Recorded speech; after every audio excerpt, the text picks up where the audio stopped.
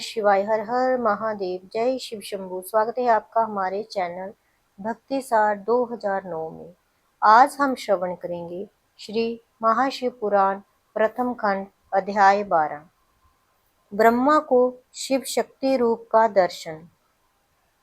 ब्रह्मा जी ने कहा, नारद, अब मैं तुमसे उस सृष्टि का वर्णन करता हूँ जो समागम से उत्पन्न होती है। यद्यपि मैंने अनेकों प्रयत्न किए, परंतु मुझे दृढ़ शक्ति की प्राप्ति नहीं हुई। ये देखकर मैंने अपनी संपूर्ण इंद्रियों को वश में करके भगवान सदाशिव की पुनः पूजा की, क्योंकि उनकी प्रसन्नता के बिना कोई भी कार्य पूरा नहीं होता है। शिवजी ने इस पूजा से प्रसन्न होकर पुनः दर्शन दिए। उस समय उनका शरीर अर्धांगी था, अर्थात उनके दाहिने ओर आधे भाग में तो सदाशिव का पुरुष शरीर था और बाईं ओर आधे भाग में महारानी जगदम्बा का स्त्री रूप था।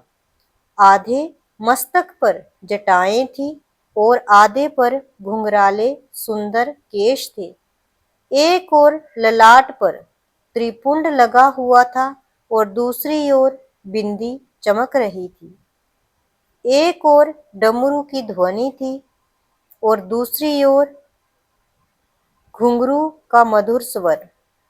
हे नारद, भगवान सदाशिव के इस अर्धांगी स्वरूप को देखकर मैं अत्यंत प्रसन्न हुआ और मैंने उन्हें दंडवत करते हुए प्रार्थना की, हे प्रभु, मेरे धन्य भाग हैं जो आपने कृपा कर मुझे अपने दर्शन दिए।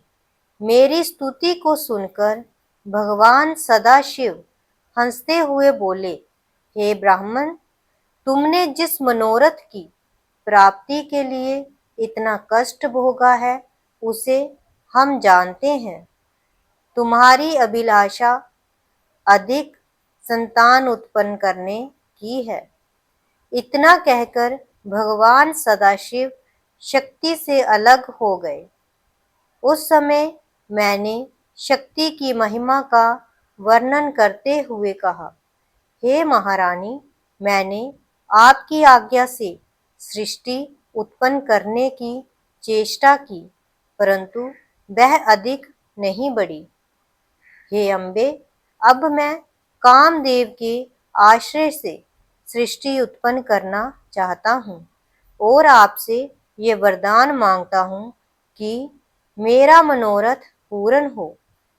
हे जगदम्बे, आप दक्ष की पुत्री के रूप में अवतार ग्रहण करें। मेरे मुख से निकले हुए इन शब्दों को सुनकर भगवती महामाया से पहले तो भगवान सदाशिव का अपमान करेगा। उस समय मैं अंतर्ध्यान हो जाऊंगी। इतना कहकर वह शक्ति स्वरूपा जगदम्बा पुनः श्री सदाशिव के शरीर से संयुक्त हो गई। तब भगवान भूत भावन भी अंतर्ध्यान हो गए।